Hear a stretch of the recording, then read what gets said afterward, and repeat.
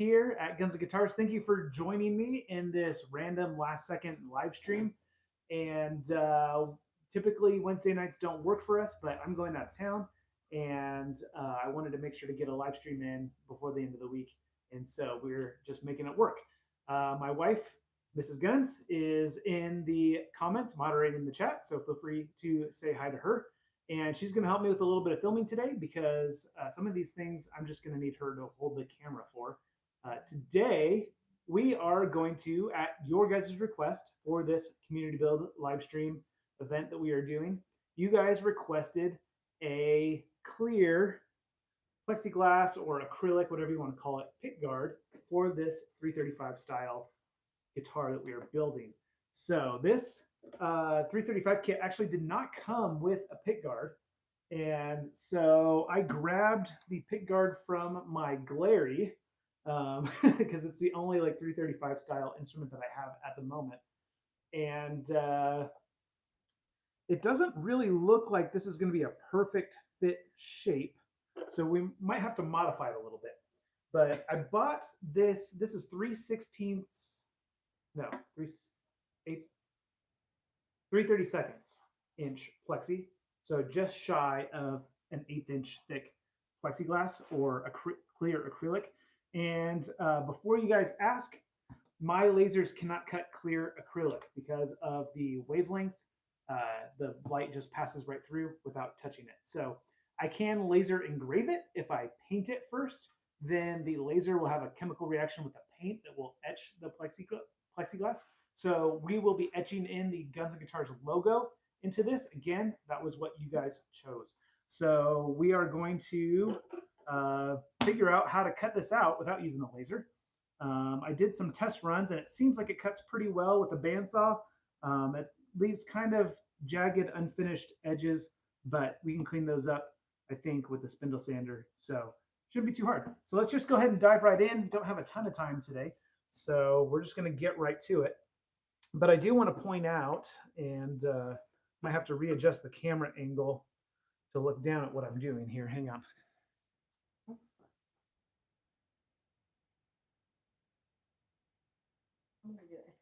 Okay, so you can see right here that with this pick guard, when I line it up with the pickup cavity where the humbucker ring is going to go, it kind of bleeds over onto the binding a little bit.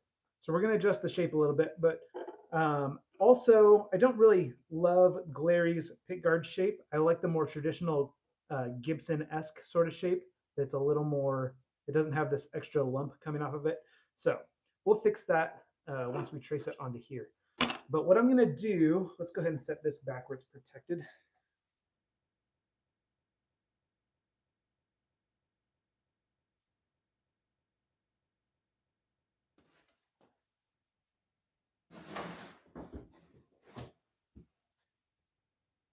So what I'm going to do here is, so this clear acrylic plexiglass, you can see it has protective coating on both sides. So if you guys are looking at this and you're like, oh, it's already scratched and dinged and stuff, it's not. It's just on these little tabs. I can pull them and it'll pull off the protective covering.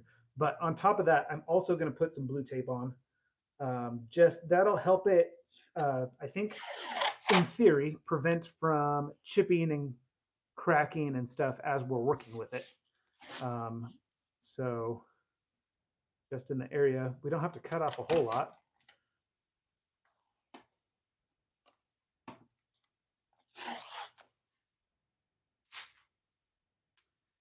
And if anybody in the comments has ever worked with acrylic or plexiglass before, you got any tips for me? I am all ears because this is the first time I've ever done this. This is the kind of stuff that I do for you guys.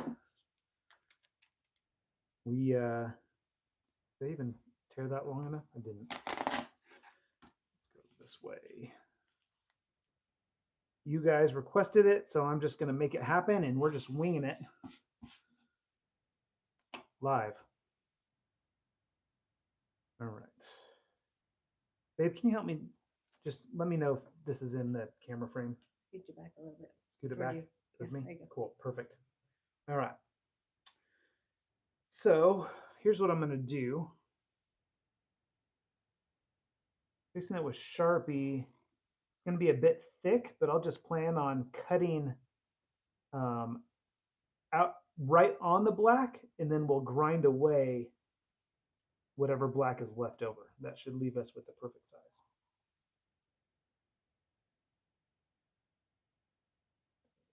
There.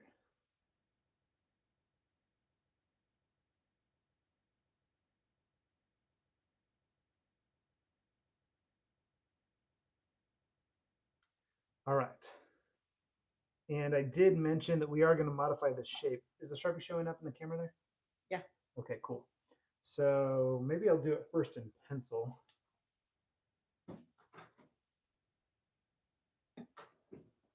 Just so that I know that I'm happy with it before I Sharpie it. So this needs to come down a bit deeper here. And then I want this to kind of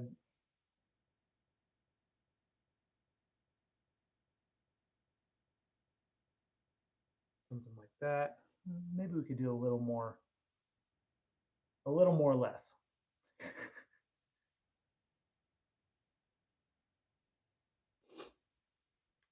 think I like that. We'll come down deeper here because we want to show off that binding. And then just so that it comes in smooth with this line right here, we're just going to come right off that line and come across this way. So Keith says, I think it's awesome when waiting to see this. I got a customer that cuts it. They use a bandsaw very slowly. Bandsaw very slowly. Thanks, Keith. I appreciate the tip. That's my plan, using a bandsaw very slowly. But first things first, I know that acrylic is notoriously difficult to drill. So we're going to drill it first. And let's get some scrap wood. Put underneath it. That's big.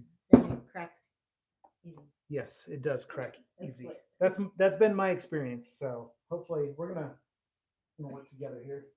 Hopefully prevent some of that. Let's see if I can get another piece of wood to go on top. So that.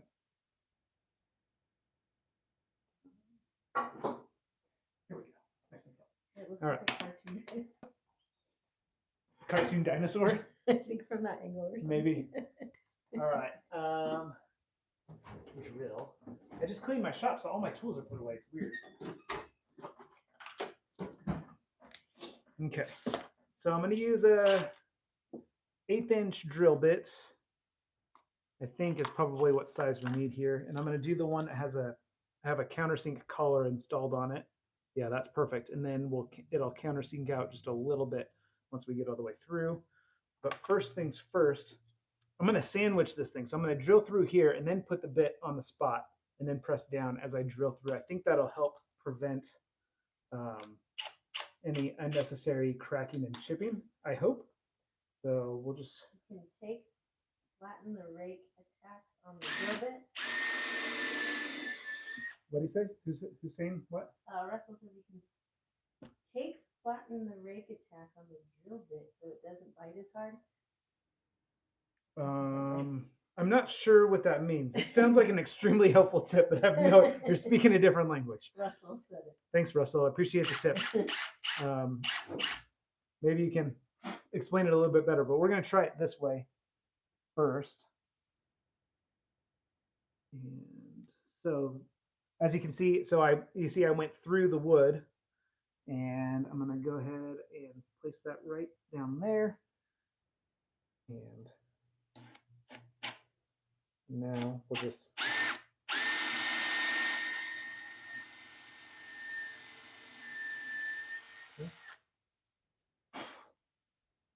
this seemed to work pretty good. So now maybe we will, well, let's do the other one first. So reduce the attack angle on the bit so it takes smaller and lighter steps. Oh, reduce the attack angle. Okay, so like using like a flat nose drill bit, maybe of some kind. Am I in the right spot?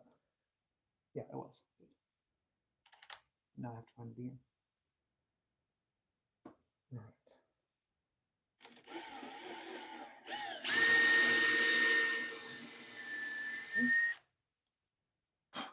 Okay, that looks like it worked pretty good. Let's just countersink these guys real quick. Hopefully.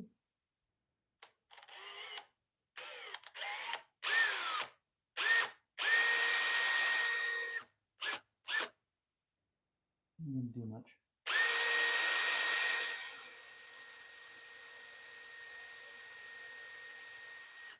There we go. That's a nice looking countersink. That'll work.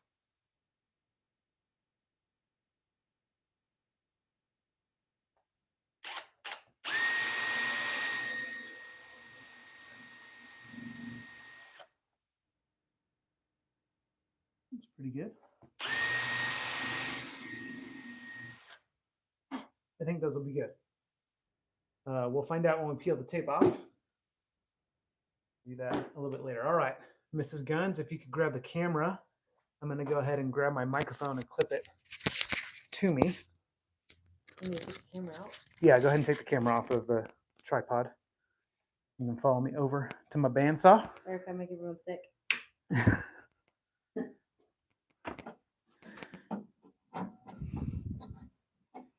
All right, adjust this down nice and low.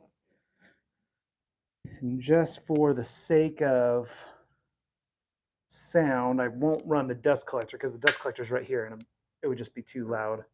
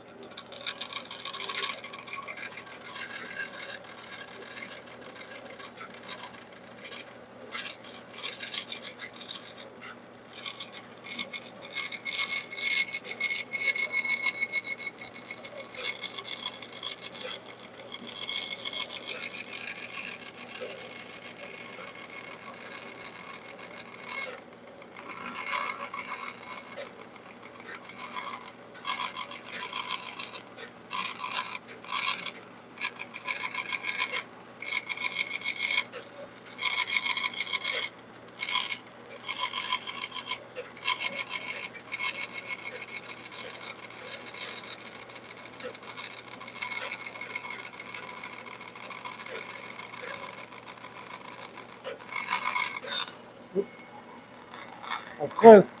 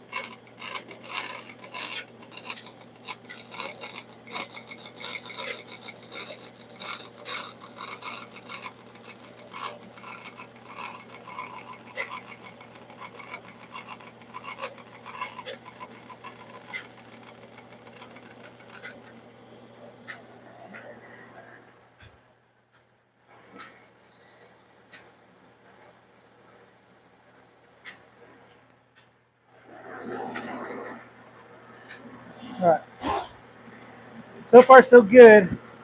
This is definitely going to be the hardest part here.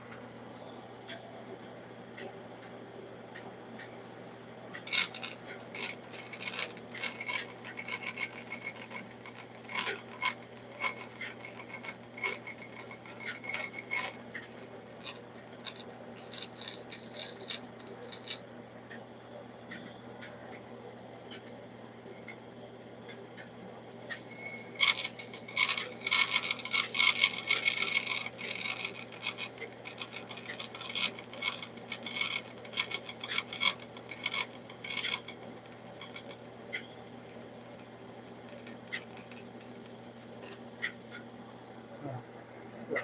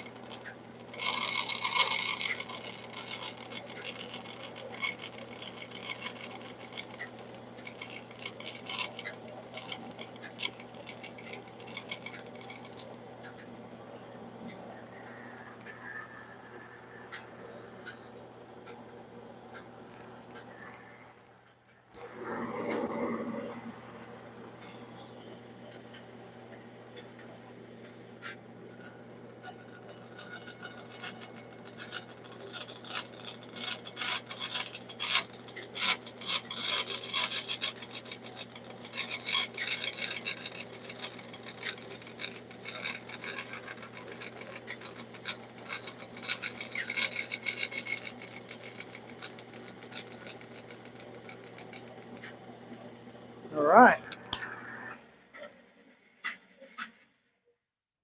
That looks like relative success. You see it good? Mhm. So you can see I left intentionally some of that Sharpie. We're going to take that off right now on the spindle sander, hopefully. Clean up these edges a bit.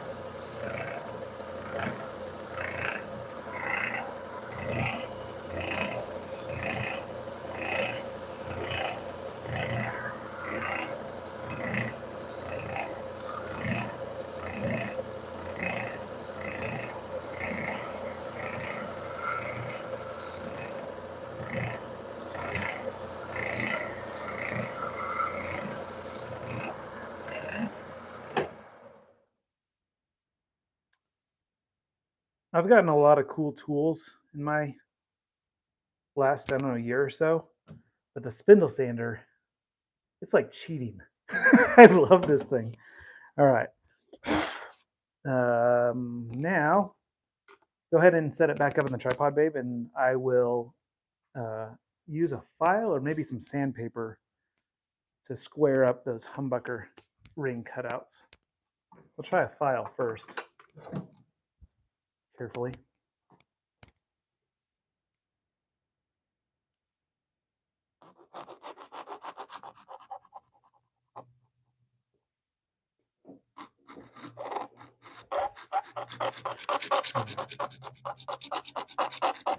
While I'm doing this, do you want to catch up on any comments I might have missed?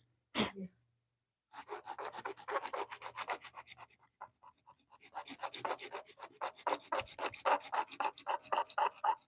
Does that sound horrible?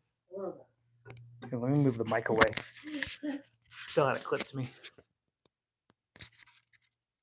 Maybe that won't sound so bad up there.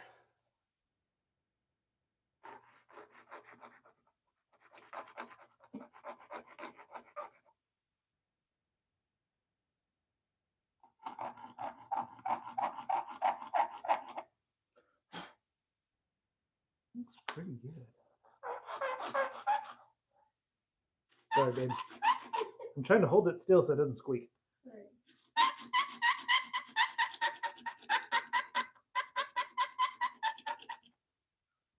So far, this really hasn't been too bad. It's not much different than working with wood. You just got to go a little bit slower. And it makes squeakier sounds.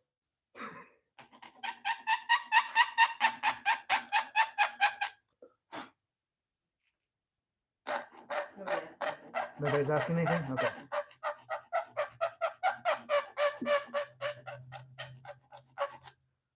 Everybody's just quietly watching. My filed edges are definitely not as clean as my spindle sanded edges, but it is squaring it up nice. So we'll stick with it, and then I guess maybe I'll just wrap this thing with some sandpaper after.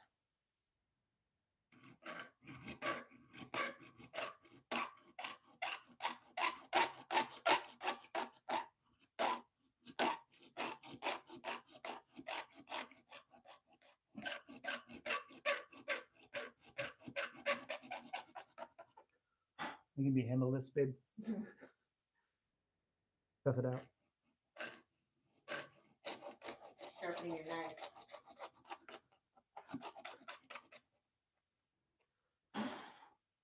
I can't ever sharpen my knives with my wife around because she can't stand the sound of the stone grinding against the blade.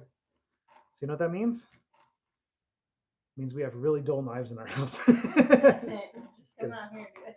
It's true. I just have to do it when she's not around. I cannot have a dull knife in the house.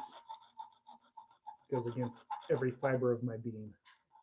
Jeffrey Egan asked if you thought about acid etching it. Jeffrey Egan, you asked if I thought about acid etching it. I did not think about it because I have a laser. So if I think of engraving anything, instantly my mind goes to, can I do it with the CNC laser? Because the results are just, perfect. It's a computer. Will do a better job than I ever will. So that's the reason why my default is to the laser. So when I researched whether or not I could, because honestly, I would be cutting this thing out with my laser if I could. But I researched using a diode laser with clear acrylic, and you just can't. You need a CO2 laser to cut it. But for engraving, you can. Like I said, it's the same trick that I used. If you guys watched my the video where I made this tile, you know that I just spray painted this thing white, and then normally the diode laser wouldn't scratch the surface of a white subway tile like this because it's just too glossy. The light's just going to bounce off of it.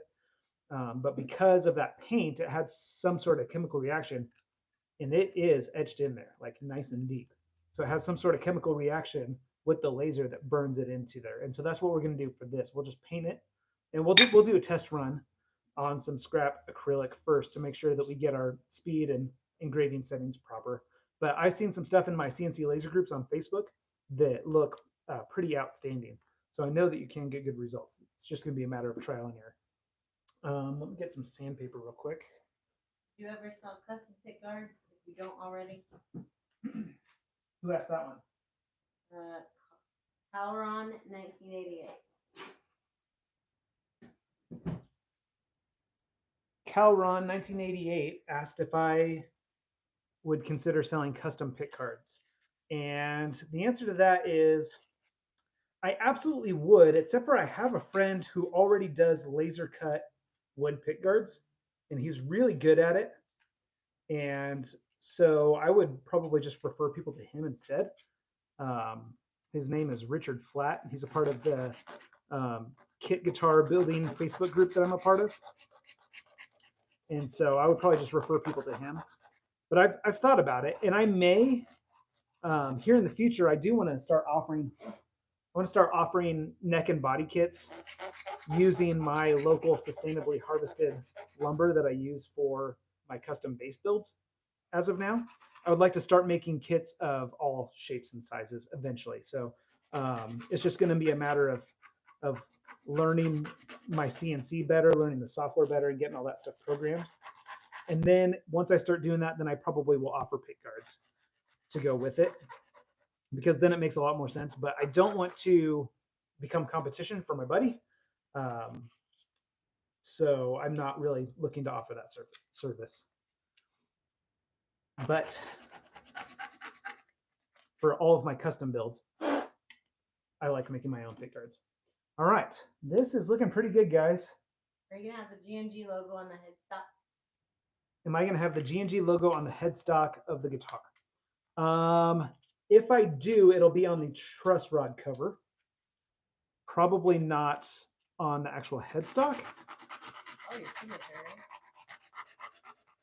I don't. Maybe that's a. I don't know. We'll vote on it in the community tab. We'll vote if we're gonna do the logo on the headstock or signature or whatever. I usually do a signature. That's right. I usually do a signature on the truss rod cover. But not always even with that either. Sometimes I don't even sign it. What? Spending so much. Is it? Yeah.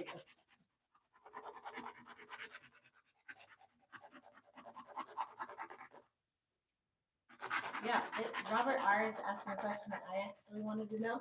Okay, Robert R. asking a question that my wife also wanted to ask. Would it be possible to just leave the tape on the acrylic and use that as the opaque layer for laser etching? Would it be possible to use the tape as the opaque layer for laser etching? So it's my understanding that the laser has a chemical reaction with the paint, which causes it to etch. So it's probably similar to like an acid etching, because it heats up the paint. The paint has, oils and plastics and stuff that are probably burning, and so it kind of burns it in. I don't know. I don't think. I mean, I can tell you for a fact that it wouldn't work, because I actually did try laser cutting some acrylic once I first got these, and I put blue painter's tape down on it to see if it would do anything, and it didn't cut. And it just, honestly, what it did is it actually I just heard snapping and popping, and when I pulled the tape back, I just saw cracks in it, but they weren't like with the design that I was trying to cut. So it was heating up the acrylic, and the acrylic, probably because the light wasn't just passing straight through, it was probably kind of bouncing around. But it cut the tape really well. But yeah, it can't. The tape doesn't have the tape or the adhesive, the paper or the adhesive don't have whatever it needs in order for that to happen, apparently. I've been able to get with Dylan on the pickups. He seems to. Oh, yes. So thank you. Good question. Who asked that? Brian Phelps. Brian Phelps asked, what's the deal with the Dylan pickups? Have I been able to connect with them? Yes. And you're correct. Dylan is super busy, but he did carve out some time. I had a phone meeting with them last week, I think it was. And he's still in for doing our pickups. I told him what we had decided with the chrome half surrounds and the purple mesh insert. I was under the impression that he just painted the purple mesh inserts, but apparently that's not the case. Apparently he buys them like it's an aluminum mesh, and he buys them pre-anodized. So he's going to look for purple for us to see if he can find a purple that will match our guitar top. If not, he said he's going to just do a standard like chrome mesh, but do a purple, spray paint the bobbin underneath that purple. So you'll see through the mesh and you'll see the purple underneath. So however he's able to do it, he's going to do it. He told me it would be about 2 or 3 weeks from last Monday or Tuesday. I think I talked to him. I think Tuesday. So it'll be, I would expect at least a couple more weeks before we have those. But yeah, I did connect with him, and you are right. He is super busy. All right, let's see what happens here.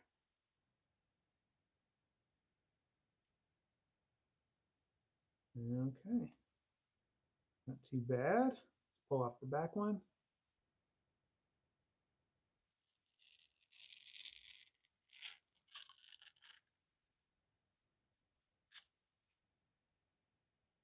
Ooh, yeah. I was a little nervous, but once I'm wiping away some of the fuzz on the edges, actually looks like that turned out pretty darn good. All right. Not too bad, guys. Let's pull out the guitar and see how it looks on it. How are we doing on time, babe? It's 7:02. 7:02. We are beyond our 30-minute limit. Let's just see how it looks real quick. And if you guys got any questions, flood them right now.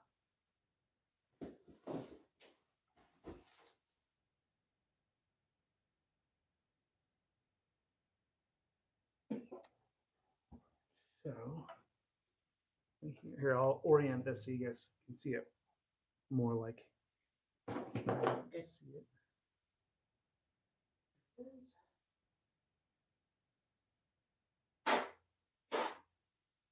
I'll sit on it. Let me get all the little fuzzies off of it.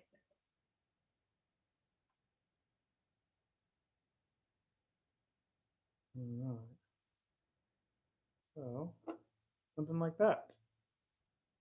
Not too bad. You guys will have to let me know in the comments what you think. Those scratches. Ooh. Well, we did get a little bit of chipping out the backside here, and you can kind of see that a little bit. We'll see. I don't know if that's enough to have to remake it. Let me get out a humbucker ring and see if we get it to the right size. Might be able to file it off.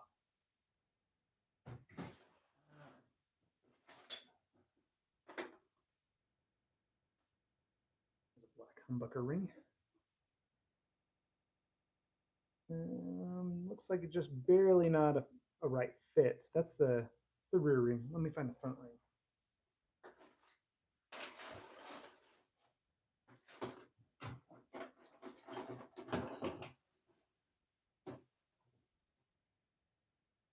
Here's the front mount ring.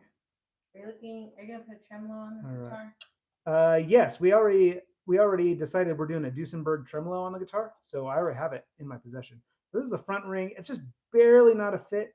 So I think probably I might be able to tape this thing up and just cut off that little area that got chipped out. But other than that, it's a pretty good looking fit, I think. Don't know if I'm going to do these plastic pickup rings. Might do, I have some wood ones somewhere. Flame polish will clear those edges up. Flame polish will clear the edges up. Good to know. Who said that? Defender Tim. Tim. That's Tim from Oklahoma. Oh, did he change his name? Well, I don't know. YouTube changed everyone's name because everybody goes by what's it called with the at in front of it? Whatever, you know. Oh. So I don't know. Or maybe he did change it. Anyway, that's our buddy Tim. He said, thanks for the tip. Polish will clear those edges right up. My hand is a little nervous about that stabbing point. Oh, right here. Yes. It is a little pointed. I might round that off. Actually, there is a little. Yeah, we should probably should round that off a little bit. But the other one, it's pointed too. I mean, that's normal. Keith Smith said next time tape both sides. Yes. So Keith, you are correct. I actually meant to do that. Keith said next time tape both sides. And I meant to do that, but I think I was rushing because I wanted to meet our 30-minute time limit. And I totally forgot. So yes, next time I'll tape both sides. I may have to remake it if I can't clean that up good. We'll see.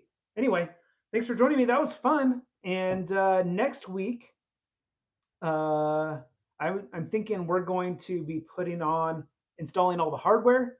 We might string it up to make sure we did good with the neck angle, gluing it in. And we won't have the pickups, but we could at least run a couple strings to make sure our neck is aligned properly and everything. Or I should say still aligned properly. We did check before we glued it up, but hopefully nothing happened while we glued it. But yeah, we'll install the tremolo, the piezo bridge. We need to talk about what kind of knobs and switches and controls we're going to have.